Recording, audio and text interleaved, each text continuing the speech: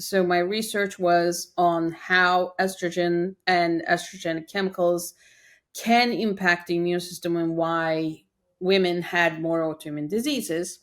And when I started my PhD, everybody said, "Oh no, hormones is not going to affect the immune system." I'm like, "Have you seen a woman during their period? It affects the brain. I know it firsthand, so it will affect the immune system." And our studies clearly show that. You are listening to The Dr. Haley Show, the podcast dedicated to helping you optimize your health. Each episode, there will be an interview or a message to help you discover better health. We will be featuring health radicals on the show to bring new ideas to the table, as well as doubling down on key fundamentals to support you living your best life. Your host is no other than the founder of Haley Nutrition, Dr. Michael Haley.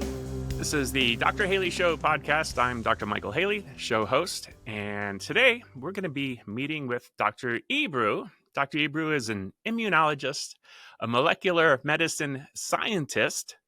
She is a skincare innovator that, well, if you're looking at her right now, quite frankly, doesn't look old enough to have done over 25 years of research on hormones, immunity, inflammation, anti-aging, and longevity.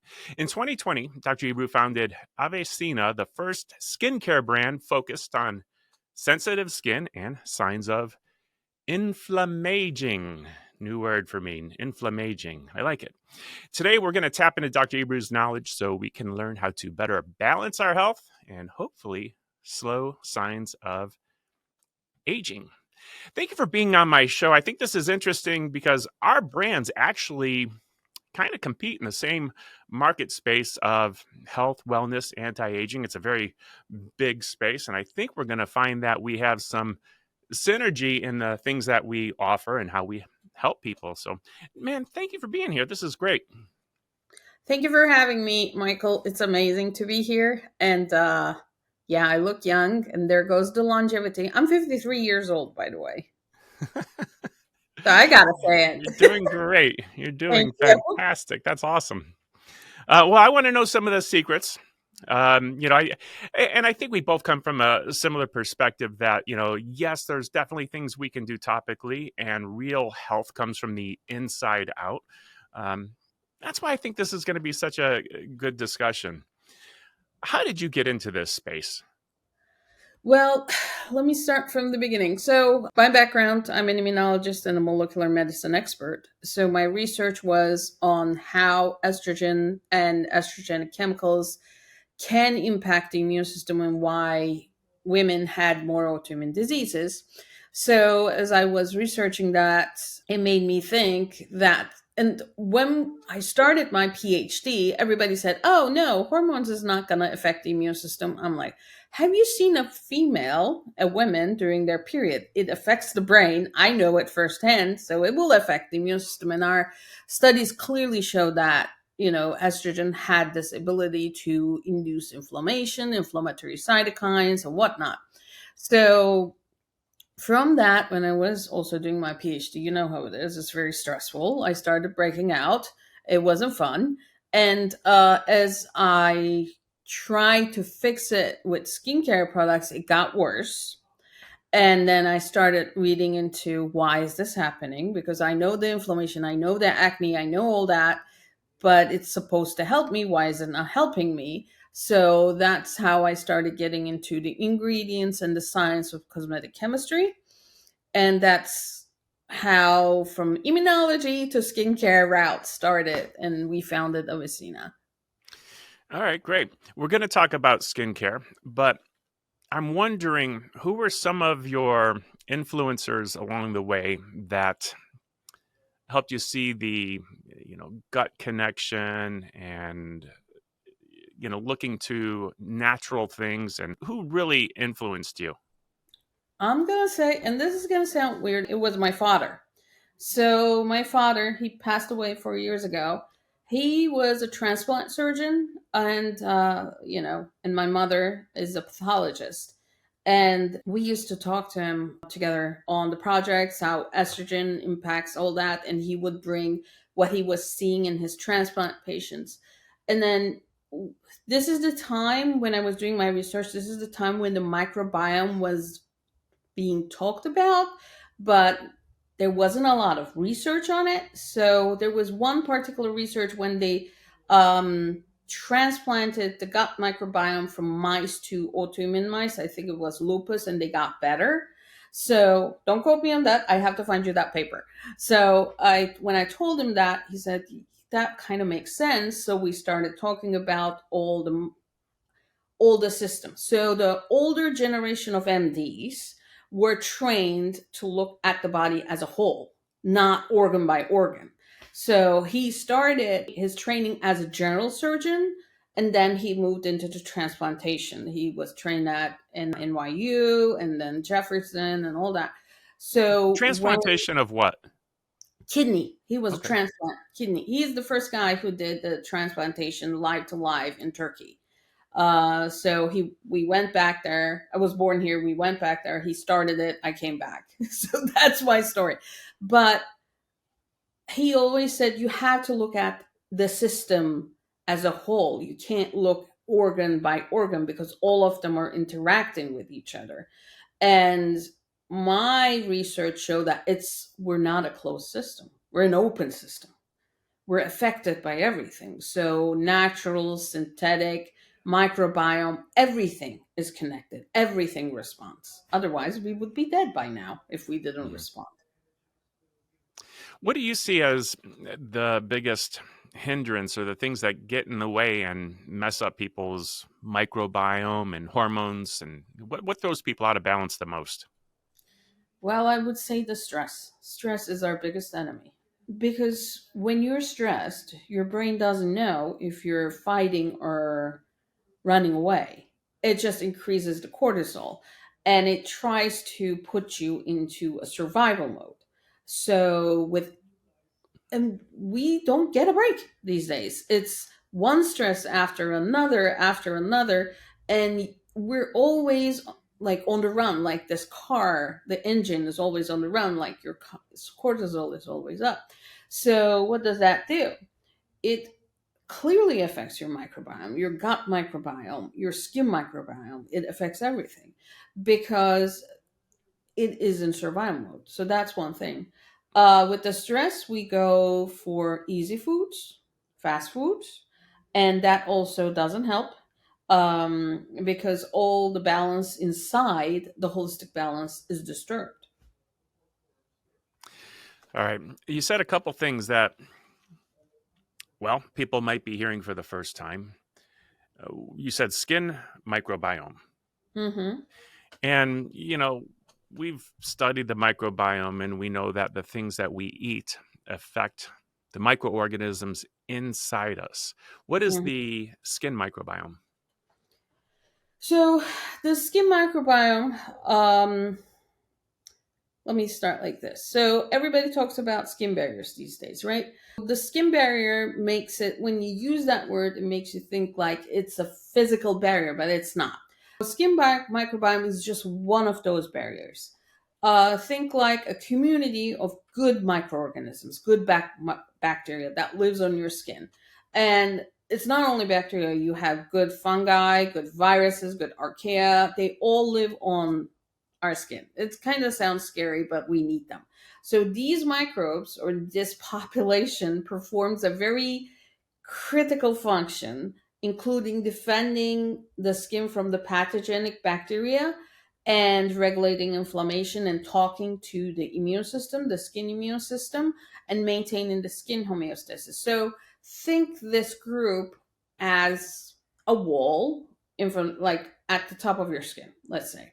And then a bad bacteria comes in and it goes like, I want to get in. And they say, nah, you can't get in because they're shoulder to shoulder. They're not allowing this bacteria to get in.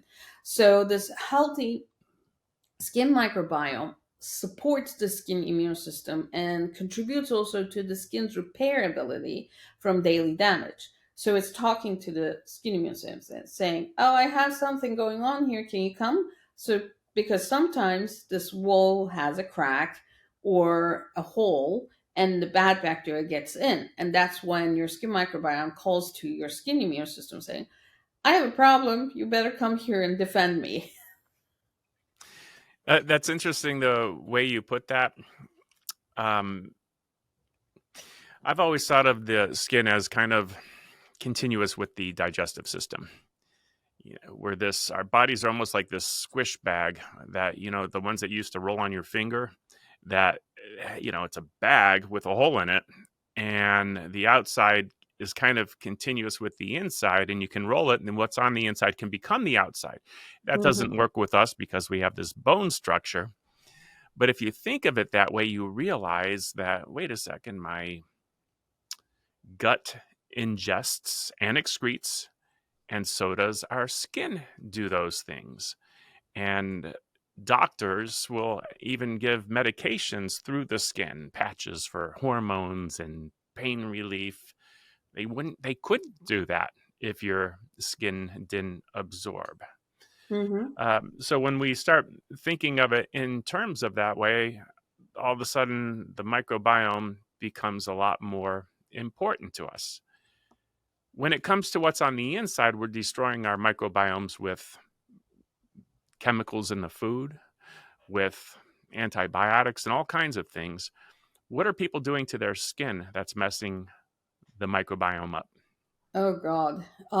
TikTok trends. I hate TikTok trends because oh, I'm gonna tell you the weirdest TikTok trend I saw. There was this influencer who she took her poop and smeared her face. And she said, "Oh, my face looks better after this." I'm like, no, you just destroyed your microbiome. I mean, it doesn't help." But really, some people tried this. So stuff like this, without like just looking at someone and say, "Oh, she did it. It works for me," doesn't work that way. You need the science. You need the information. Um, Bad skincare routine. That's one of the worst things you can do. 10-step Korean skincare routine. 10-step. I mean, you're applying 10 things to your face during your routine. Like, you know how it is. Your skin is not going to like it and break out, which I tried because I was curious. It took me a month to fix my face back because I was breaking out so bad. So, anything extreme, skin doesn't like it. So you need to go for a skincare routine that is gentle, that will work, that's multifunctional, multitasking, so you don't have to touch your face every time. Oh, I need to apply this cream to solve this one problem. No. You should have a cream that solves multiple problems, that is cost effective, and that's health effective. So, and you're absolutely right, the skin microbiome talks to the gut microbiome, and the gut microbiome talks to the skin microbiome. Everything talks to each other. So they talk through this gut brain skin axis. It's a bidirectional communication, and it involves a lot of immune signaling, hormone signaling, metabolic pathways. It's just amazing. Yeah, the first time I heard about that, I was already out of school. I'm a chiropractor. And we were taught that the brain controls and coordinates all the functions of the body, and it's responsible for all the communication. And then it was discovered after I got out of school that no, things are actually happening where cells floating around inside you, on you, are actually communicating to each other and directing things like an immune response to an injured area, as an example. This these are things that we're actually just figuring out in the past 20 years, and it's amazing. What would you say some of the horrible ingredients are in the cosmetic industry that we're finally starting to phase out, but a lot of them are still in the products that we should be aware of? Well, that's hard to name because there are at least 1,500 of them. So, which one am I going to talk about? That's an interesting one. First of all, I hate fear mongering. So, I'm not going to do that. But there are certain ingredients I personally do not like the SLS, the surfactant group. That's really bad for my skin. It breaks me out. I don't like talc at all. That breaks me out, and these are my personal experiences. Um, Parabens were very hot at one point, remember? And there's a lot of studies, scientific studies on those. And then there is also another point of view saying that, oh, it's not estrogenic. It is estrogenic. It mimics certain parabens, not all parabens, by the way. Certain parabens can mimic estrogen and can bind to the estrogen receptors and can stimulate the pathway. But one of the things I am against completely 100% in skincare is using hormones on your face. There are certain brands that are coming up and adding estrogen or estradiol into the facial creams in the promises of saying that that's going to make you look younger. But they're not taking in consideration what if that person who's using it has estrogen receptor positive breast cancer and even she doesn't know, or she is predisposed towards autoimmunity like lupus or Hashimoto's thyroiditis. We know for a fact that estrogen has a role in these autoimmune diseases prognosis and how it goes. And what if this person doesn't know and she starts using this cream? These kind of things needs to be given or prescribed by a dermatologist. However, there's also these creams for hormone replacement therapy. Again, that needs to be done by an OBGYN, and that's the way to go because you don't know your history, what's going to stimulate. So that is my no, my red line where I say no, never using this cream or never using this ingredient. You enjoying the show thus far? One of the many health secrets that we have covered on the show is all around aloe vera, specifically drinking raw aloe vera. Our aloe vera has helped our customers effectively heal their gut, increase their intestine health, lower inflammation in the body, eliminate and/or decrease acid reflux, have glowing skin and hair, and so much more. Now, as a frequent member of our audience, you will be exposed to exclusive specials and coupon codes for the awesome products manufactured by Haley Nutrition. That's right, for simply being awesome and tuning in. You can get a mini discount to help you optimize and better your health.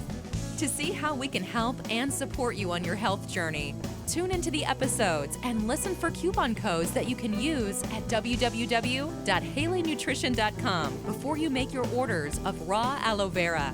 Once again, it's www.haleynutrition.com. Now, back to the show. Yeah, when you mentioned the parabens, if I recall, parabens are there just as a preservative. Is that correct? Correct. And whether they're hormone disrupting or not, we would probably look at that and say, how much preservative? I think the reason they used it was because it was a strong preservative, very effective for many, many years. Yes. But what is happening to our skin microflora when we're lathering on these antibiotics called preservatives? Well, we can't call them as antibiotics because it's a complete different mechanism how it works. And if you don't have a preservative in your personal care product, you will have either mold or yeast or some other bad bacteria growing in. And then you will be smearing that on your face, which is worse. And especially there is some studies on PubMed that shows that MRSA, the antibiotic resistant bacteria, can grow in personal care products that are not preserved adequately. So that is a scary thing. You don't want that. So one might think that having a product with a preservative and you're putting it on your face will kill the microbiome. No, it doesn't work that way. So it is designed for that particular formula. And you do a challenge testing, by the way, to see if anything is going to live. Because sometimes if it's not adequately preserved, and let's say you pet your dog and you put your hand into the cream without washing it, something can grow, right? Yeah. You don't want that. So stuff like that. So, yeah. I'll tell you a little funny story because I'm kind of in the skincare business as well a little bit. And an earlier version of this product, we did the challenge testing and all the pre-formulations and tests and stuff. And the chemist came up with a product that seemed to work and kind of met our standards with what we would allow in it. And about the, day or two after we got pallets of this stuff delivered to us, I'm squeezing the tube. I'm saying it's feeling a little firm. I think it's Okay. expanding. And within the next few days, everything exploded. It was probably contaminated with a yeast and didn't have enough preservative in it. So we, of course, had to throw everything away and start over. Have you Hmm. had any interesting challenges in your product creation? Sure. I mean, that always happens, by the way. And it's a bad thing. Like, for example, I'm not going to name a brand, but one of the very famous brands who's clean and natural was selling in Canada. And Canada, they had to recall 3 times in Canada because they had a mold growth after they opened up, and it was being used. So the main thing, and in formulation, and a good formulator can do that. The main thing is to do hurdle technology in your formula. And I learned this the hard way because hurdle technology didn't come up till like 2000s maybe. So what it is, you gel the water phase so there's not free water for the bacteria to grow. Okay. And then you put your chelator in. So that chelator takes away the cofactors and the necessary ions for the bacteria to grow in. So you're stealing food from the bacteria. So that's your water phase. And your oil phase, nothing can grow in it, technically, but when you combine them and emulsify them, then you have to preserve again. So you have nearly 2 or at least 3 steps of preservation. So sometimes also some preservatives don't work with certain ingredients. Good formulator would know that. And also, after you produce it, what you can do, a good formulator can do, you produced it, right? You can run an in house microbial test and see, okay, is this okay before you put it on the market? Sure. Most of the big setups don't do that because it's time consuming. However, to be on the safer side, yes. So that's what we do. That's what I love to do because I want to see everything is correct. So f- this can happen, and then you can end up with stability issues, right? It Yeah. can happen all of a sudden, and this happens in Sephora all the time. Yeah. The other big lesson we learn is in making our product paraben free, not adding any parabens. We ordered our ingredients and had our product made. And then we found out that the ingredients that we ordered were preserved with parabens. Hmm. It's like, okay, this didn't go as planned. But, you live and you learn. What's the first skin product that you created and why'd you make it? First one was my cream, not the current one, but the first one I created for myself was the cream because I was tired of uh buying all those skincare brands and paying all that money and seeing it not work, you know and I love reading ingredients. I like, okay, what do they have here? Every time we go to a retailer with my husband, he hates it because I'm like, oh, this is crap. This is crap. Oh, this, no, no. He hates me doing that. He's like, just buy one thing. I'm like, no, I'm not going to buy this.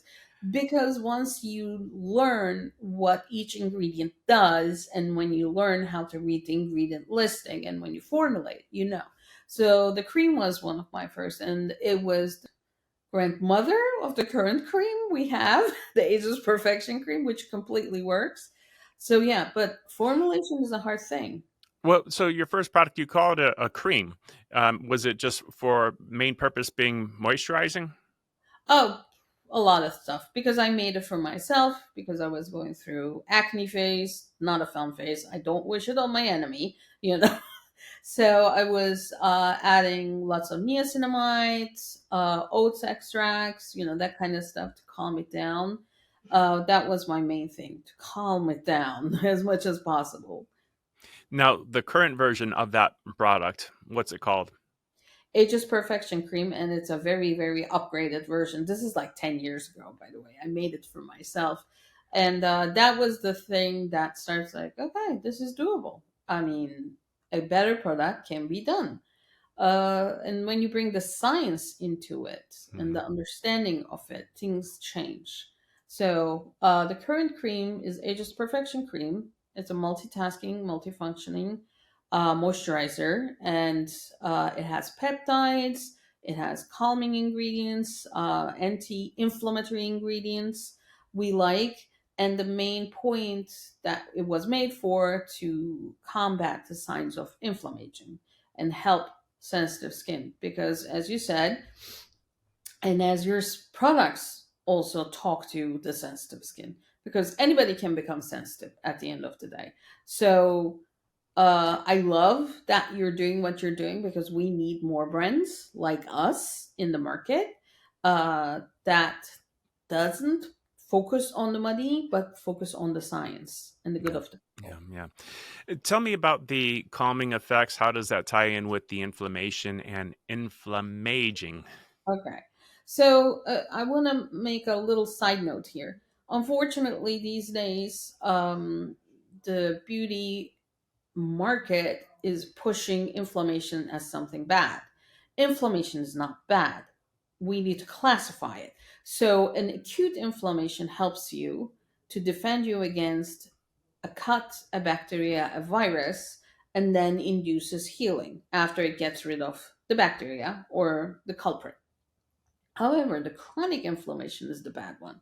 Chronic inflammation is your inflammatory pathways are always online, always active, and cannot turn down or turn off to go into the healing phase.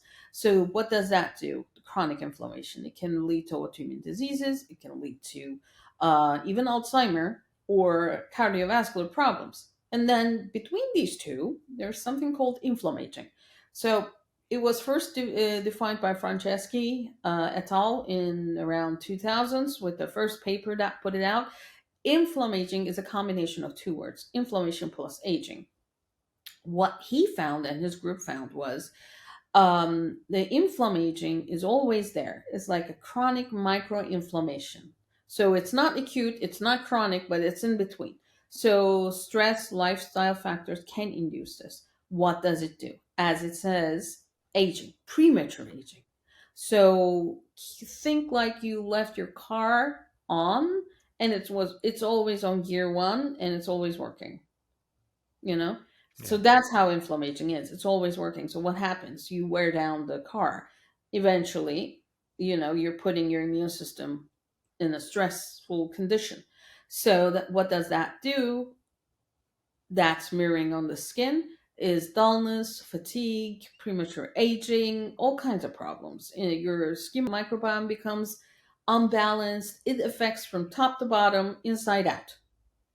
So what are we trying to do with our skincare line? So, by combining the right ingredients that work together and creating a product that focuses on multiple challenges of all signs of inflammaging, you're using one product to solve multiple problems. And they're all dermatologist tested, all ingredients selected based on publications on PubMed, and that helps signs of sensitivity. In the skin anti-aging, I am curious what you think about a lot of these products that are being promoted. I don't know what's in them. I don't know how they work, but they do have an instant appearance of anti-aging through a tightening effect that happens within seconds of applying them. Do you know what's going on there? And Well, there are certain ingredients that does that. That's specifically designed for that. For example, there is a silicone elastomer that you can put it on, and it completely blurs it. It's fantastic. It's synthetic. That can do that. You can have there's another ingredient. It's an algae based. So if you keep it in a water based formula, it pulls up the skin because it dries out. So those are all temporary, and Mhm. it makes you feel good. And I'm gonna say it. I like it too sometimes, because when you're looking tired and it's like, I don't want to look like this, you use it. I'm a little vain on that one, but it doesn't solve the problems. It's just a temporary fix. Yeah. So, do you have some of those ingredients in your products? No, we don't. We You're don't. focused on the prevention, Yes, slowing healthy aging. yes. We're focused on prevention, signs of inflammaging, calming the symptoms down, so you can take a breather. Your skin can take a breather. That's the main objective. Okay. And do you only have skincare products? We also have candles, and the story is funny about that because I have a lot of influencer friends, and they're like, I'm doing all the skincare, but I do it after I cook, and my house smells like onions or fries. Can you come up with a clean candle? And so I can, light it up when I'm doing my skincare. And she has a point, I have the same problem sometimes because, all of our kitchens are open kitchens. We don't have a door to close it in the houses. So we came up with a clean burn candle without the phthalates, coconut apricot based wax, and it works great. I mean, the main thing over there is to calm down the stress, to take your mind off something, because we're bombarded every day. We're bombarded, especially these days, even more bombarded with stuff, and you need a break. You need a break. This break can be looking at a flower, smelling something nice, or just laying down on the floor looking at the ceiling doing nothing. So, and it helps to have a nice smelling candle while you're doing that. And are they scented? And if so, with what? Yes, they're scented. We have natural ingredients and nature derived fragrance molecules, and sometimes we use essential oils, but we're very careful about that because not every essential oil can be used in a candle. Hmm. Yeah, I mean, if I was trying to get rid of a food smell, I don't know if that would work because I'd probably want a candle that had another food smell, but probably maybe different, maybe vanilla or cocoa or Oh, something. we have one. We have cocoa cashmere that smells like chocolate. And we also have a Neroli Madeleine that smells like a Parisian cafe baking madeleines and orange flowers. Yeah, that smells good. Oh, yeah, that sounds nice. That sounds nice. I'm curious, what do you like about what you do the most? What gives you the biggest reward? I'm sharing the science. I'm sharing everything I know. Yeah. And, you know, in science, academia, and in the beauty industry, people try to keep the knowledge very close to their chest. Like, when you're playing poker, you keep your cards close to the chest. I don't believe in that. Knowledge doesn't belong to me. I learn it, and my duty is to pass it on as much as I can. And I like sharing, I like teaching, I like answering questions. And it needs to be done in a happy way. I mean, science is nothing to be afraid of. It's not hard. It's fun, actually. The other day, I was watching a new electron microscopy video, and they had two really tiny veins, and the macrophage came and it combined them. It was so amazing. I was like, cool, this is why I love immunology. You know, we are amazing. I mean, the whole thing is amazing. Are you enjoying this podcast? Did you subscribe? If you're watching this on YouTube, let me know what you think about it in the comments. Throughout the month of May 2025, get $10 off your purchase of $100 or more at HaleyNutrition.com. The coupon code is podcast10.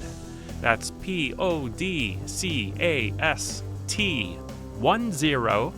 You can use this coupon with on sale and already discounted bundled items. Enjoy the rest of the show. I learned a little bit from Dr. Natasha Campbell McBride, and she was talking about, she's the author of The GAPS Diet, Gut and Psychology Syndrome. Mm-hmm. She was talking about the microbiology that's inside us and mentioned all the things that you had mentioned from archaea and maybe even added some things like worms and all kinds of things that are living inside us. And she kind of made the connection of how the soil outside needs all of those things. And not only are these things communicating inside us, but the fields that we grow our fruits and vegetables in are kind of communicating through this network of fungus and all kinds of neat things. To me, it's a fascinating discussion as you realize that we are so outnumbered by these microorganisms, and we're completely dependent on them for our health and our life. And they're communicating with this immune system, keeping everything in a perfect balance. Mm-hmm. It's fascinating. It is. You know, there's mites on our eyes at the bottom of our eyelashes. I had no idea. Yeah, well, one day I was, just doing my experiments. One of my professors, he called me in his room, and I hate bugs, by the way. That's my pet peeve. He was like, I'm going to show you something. And he showed me this electron microscopy picture of a mite at the bottom of an eyelash. So she was like, look! And I was like, oh my God. I was like, what is this? He said, there is mites in, like, around your eyelashes that eats those little pieces of dead skin so it doesn't go into your eye. And that was a new study, by the way. He just saw it and he wanted to scare me with the picture. But that eats those cells, dead cells, and it doesn't go into your eye and you don't get infected. And I Wow. was like, okay, I can handle that. It's okay. They can live there. What you would know? you rather? What would you rather have, the mites or the pink eye? Yeah, choose. Choose your weapon. That's fascinating. And electron microscope, I don't know much about them. I have a microscope, but I would imagine, what, maybe someone plucked a follicle and saw that on the end of it, or It could be. I don't remember the study. I never worked with electron microscopy, but it was fascinating seeing that picture, and it freaked me out. yeah, these things that you can't see with the human eye, and then you blow them up, and they look like large insects with all kinds of grabbers and stuff. Yeah. And we need them. Yes. What do you think we did when that I don't say this word on the podcast because you never know what's going to happen to YouTube, but that thing that was going around where everyone was wearing the masks and bathing in the what's that stuff that you put on your hands, the sanitizers and stuff, Mm-hmm. do you think we did damage to our skin flora? With the sanitizers, you mean? Yeah. Not that much. I mean, skin microflora is very strong. It can regenerate itself, but with everything extreme, yeah, it's not good. So hand sanitizers and cologne, like 70% ethanol, you do those when you don't have access to clean water and soap. That's your last resort, like when you're outside.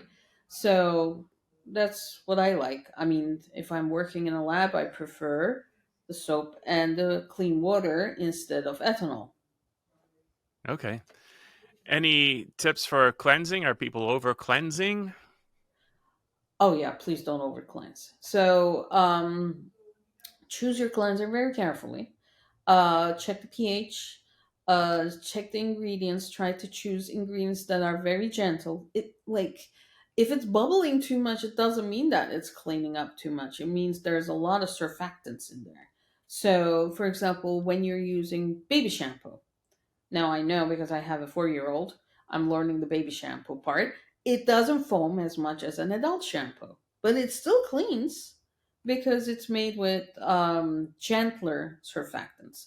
So you can, if you want, you can go that route or choose a brand that makes gentle cleansers. So yeah. And Mm. please don't use soap on the face. Please don't. Don't do what? Choke on? Please don't use soap on the face because soaps are pH around 10 or 11. And what it does, the soap, it binds to the oily or the fatty part of the dirt. And then that's how we remove it. So your skin, your face has something called sebum, and it has oils in it like squalane, fatty acids, that kind of thing. And you need them. But if you use soap too much on your face, you're stripping your face. What's our skin pH? It's around 4.5 and 5.5 in between. Okay, so it's on the acidic And side, acidic. And yeah, and acidic. people would be using alkalizing what's supposed to be slightly acidic Yeah. by by I over mean, once soaping. or twice is not bad, but sometimes some people do it every day, then you're hurting yourself. Yeah, yeah, interesting. Tell us about some of your favorite products that you make and the ones that are so important that you use them every day and have to travel with them even. Okay, so we have six products. We have the gentle cleanser. I'm not gonna go into the long names right now. They're all available on avicina.com. But we have the cleanser, we have the cream, we have the serum, we have the facial oil, we have the eye concentrate, and we have the honey mask. So, what I cannot do without the eye concentrate. I love that stuff because it's so light, but it's so powerful, and it's in a bottle. Um, the cream, even during summer, I need the cream, and I travel with them all the time. Honey mask is my indulgence. I do it maybe once a week, just before shower. I just put it on. It's sticky because it's honey, but that thing works. It's really good. Yeah, what are some of the benefits of the honey on the skin? Well, honey has been used even by the Egyptians and the Romans, like, I don't know, for years now. But honey by itself has these enzymes and also antibacterial and antiviral ingredients. And it's great on the skin. It helps to remove the really dead skin very, very gently. And it nourishes it. I like it overall. Yeah, I know honey is not necessarily antimicrobial, but it's not pro-microbial either.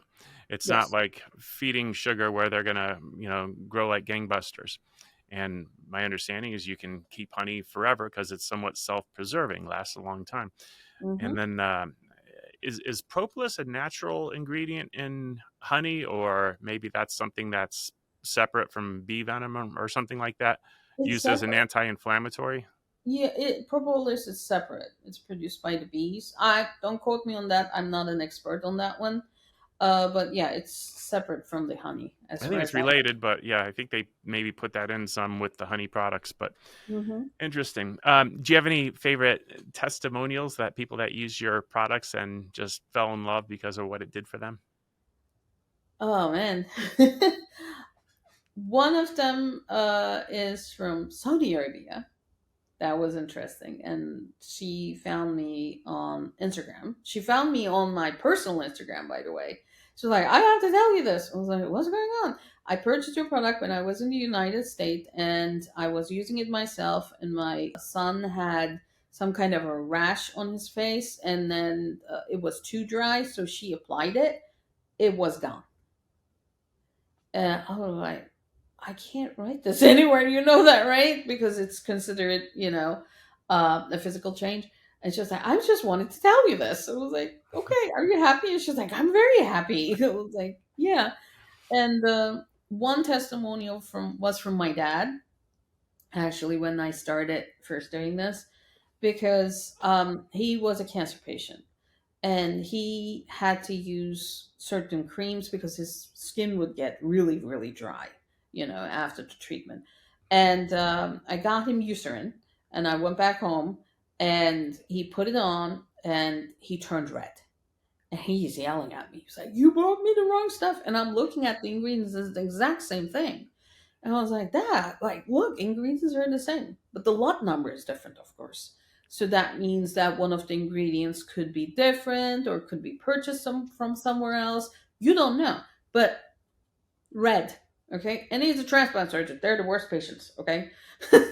So I gave him the cream. I said, Dad, put this on because this calms me down. Maybe it will help you. And I ran into my room. I'm watching like some movie on my laptop. And he's like, Andrew, come back here. And I'm like, he shows me his arm. He's like, what did you do?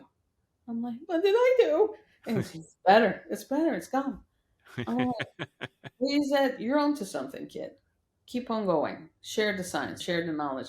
So that was two very good testimonials. Yeah, I visited your Instagram channel and I saw some testimonials on there that looked amazing, and people saying, "I'm not being paid. This is my experience," and I absolutely love this. I thought it was really cool, very authentic, very genuine. Good stuff. Where can people go to find out more about you and your products? They can visit you because we had an amazing conversation today. So, and also to learn more about the products, they can visit Avicena. It's AVESEENA.com. Our Instagram is very entertaining. They can find us there at Avicena as well. We have a YouTube as well. And we share a lot of information on our website under doctor's notes.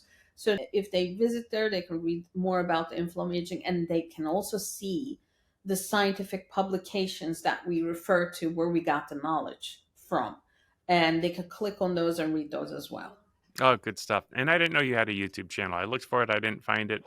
I will find it, and I'll make sure that there's a link to it below the video, on the blog page, and all those wonderful places, depending on where you're consuming this podcast. Dr. Ebru, thank you so much for joining. Did I leave anything out? Was there anything you wish I had asked? No, I think one thing I want to tell everybody: please read, please ask. We're always here, and we're here to share the knowledge. Dr. Haley is here to share the knowledge. I'm here to share the knowledge, and please ask us. I mean, we're here always to support you, and please do not follow trends because trends are temporary, and it will hurt your skin. It will hurt your body. Yeah, I'm not going to try that TikTok trend that you mentioned. That's for sure. Oh, it's stinky. No. Dr. Ebru, thank you so much. Thank you so much for having me. I hope you enjoyed that episode today on The Dr. Haley Show. Make sure to hit subscribe on whichever platform you are listening to this. If this episode made you think of someone, go ahead, take a screenshot, and share this exact episode with them. You can catch the show notes for this episode on www.drhaley.com. If you want to geek out with Dr. Michael Haley on other radical health topics, be sure to check out his YouTube channel, where he posts exclusive video content. All the details are at www.drhaley.com, and we can't wait to hang out with you on the next episode.